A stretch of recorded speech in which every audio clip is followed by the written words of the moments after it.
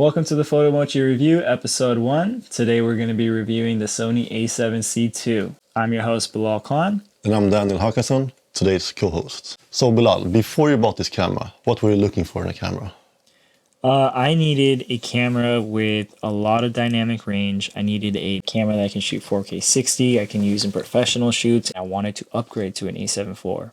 But instead of doing that, I got an A7CII for that autofocus chip. The 33 megapixel full frame sensor, the fact that it's full frame is really important. The fact that it can shoot in S-Cinetone is really important for work. So when was the last time you used the video feature on this camera? 2 weeks ago, we took this camera to Pasadena and it was a main camera along with the Sony A1. Sony really did really well with that camera. The drawbacks in this camera to the A1 is the shutter.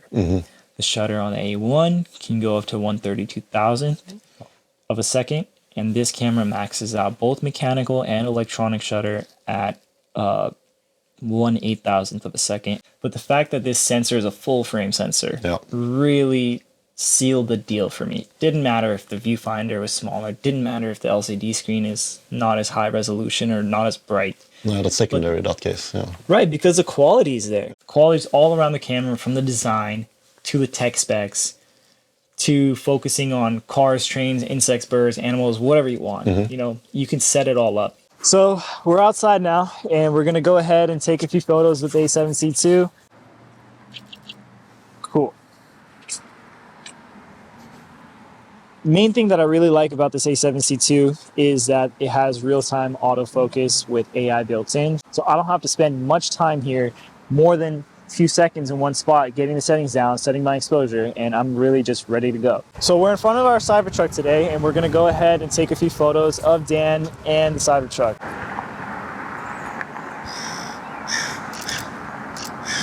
Cool. We'll zoom in on Dan a bit. Cool. His eyes basically caught really well on here. Super sharp eye. That's what you're meant to do with the AI autofocus. But yeah, and so now what we're gonna do is we're gonna go ahead and switch to car train. And now your recognition target is a Cybertruck instead of Daniel.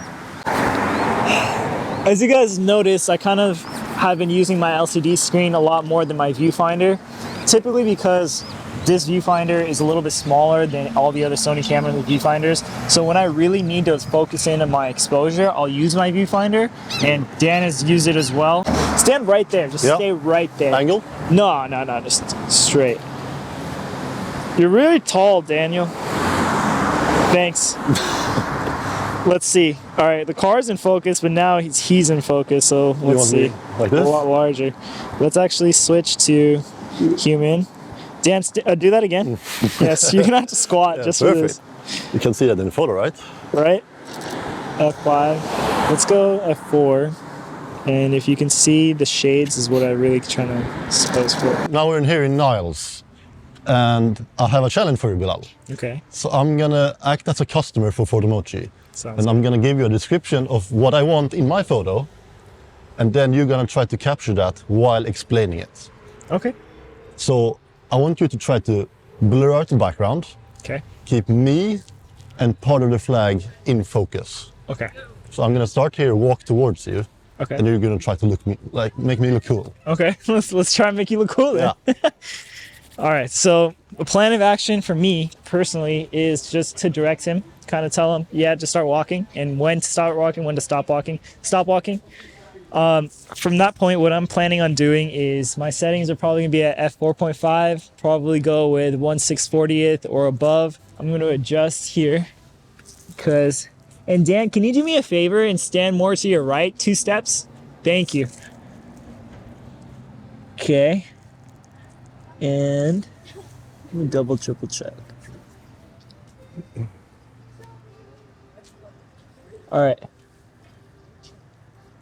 All right, so typically between 24 millimeters, 35 millimeters, that should capture and do the job. Dan, start walking. Cool, and do it again, but this time I'm gonna be closer to you, so I'm gonna capture it in a different way too. This way I can be closer to you, get a close-up of a medium shot, but I also have the flag in focus. Yeah. So in order to do that,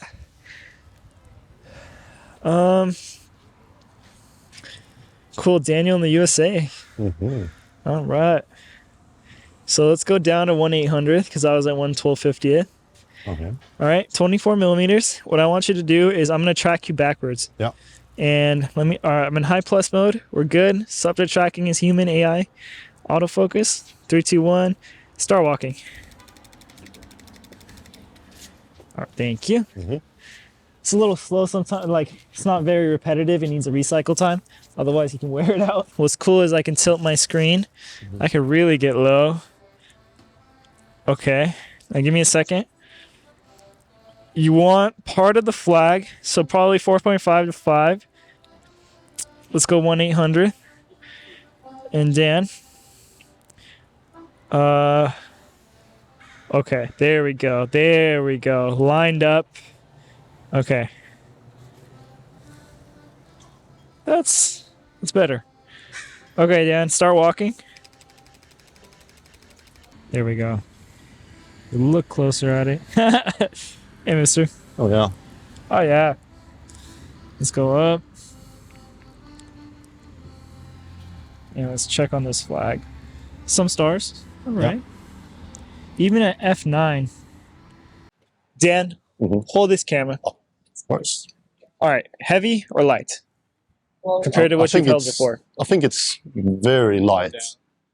Because it's also very like evenly distributed. The weight is like evenly distributed throughout the camera. It's not like back heavy or top heavy. It's very nice and easy to hold for longer periods of time. I agree with you with this certain lens. I feel like if the lens changed, then the scenario would be a little different. But I do think that the camera body itself is as even as you're talking about. Yeah. So I think it's true in the case of the A1 or something, when you have a heavier lens, like a 300 mil, of course, it's going to be lighter, but it's still going to top down. Yeah. Right. Same thing with this one because of the lens being so differently distributed. Yeah. But the body itself, I totally agree. So number one for me is the lightweight compact design of this camera. That's why I think it's so important for me to have the A7C II instead of an A7 IV. We're going to change out the lens right now on the A7C II. What's going to happen here is that I'm going to open this up and I'm going to show you one really cool feature about this A7C II that's on the new gen Sony cameras. It's not on the older ones. Cool thing with Sony cameras is that the new ones have this cover. Your shutter is covering the sensor. You really don't have to clean your sensor up as often as you think because you're not always getting dust in there. So I'm going to be at ISO 500.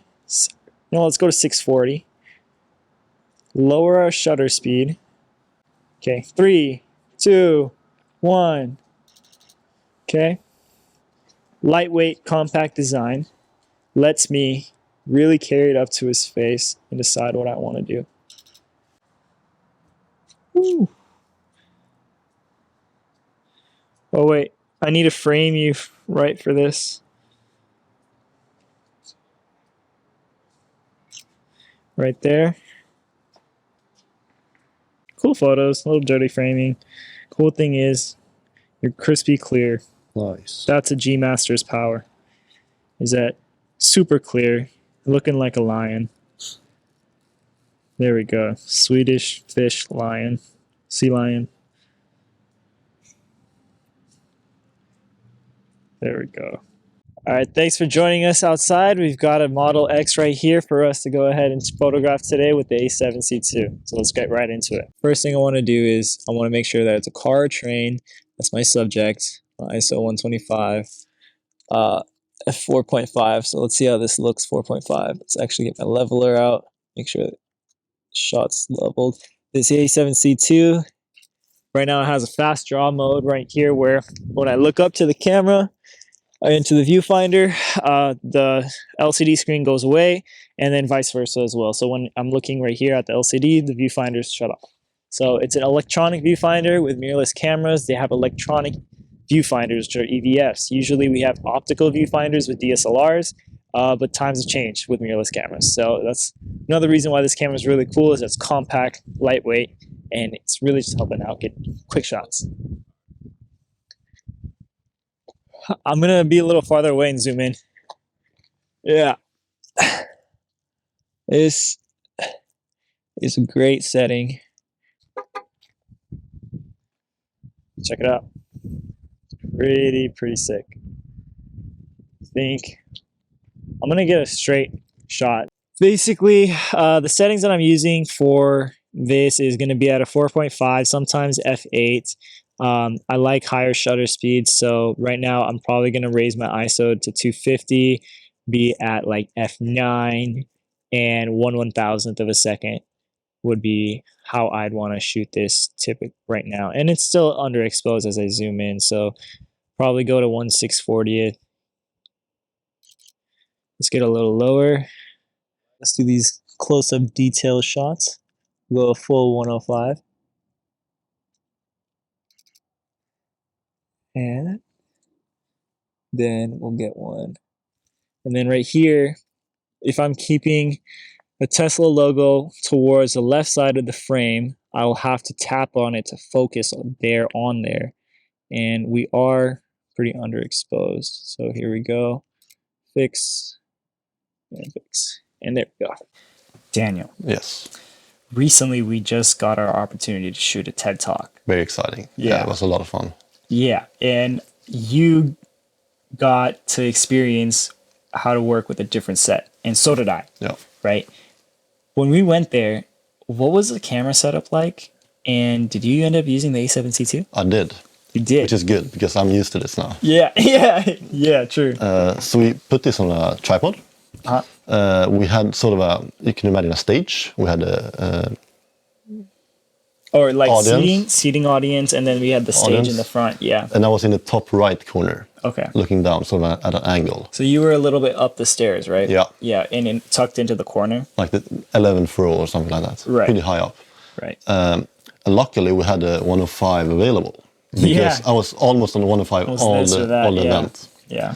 So I was up there trying to frame it, so we had a pretty good amount of headroom, because Ted liked headroom. And I sort of tried to frame it as a cowboy all event. So I was just following whoever was speaking and tried to frame it in the middle of the frame, which this camera is very easy on. Like, you have the further rule lines, you just keep them in the middle all the time. Yeah. That's it, basically. Very fun, very challenging, because one, you notice the speaker's movement patterns if you follow them for long enough. So you can sort of predict it. Like, they speak, they go to one place, and then they go to the next one. And you can sort of predict that very easily if you have them in the middle all the time. Thanks for watching this episode of the Photomochi Review. We'll catch you on the next one.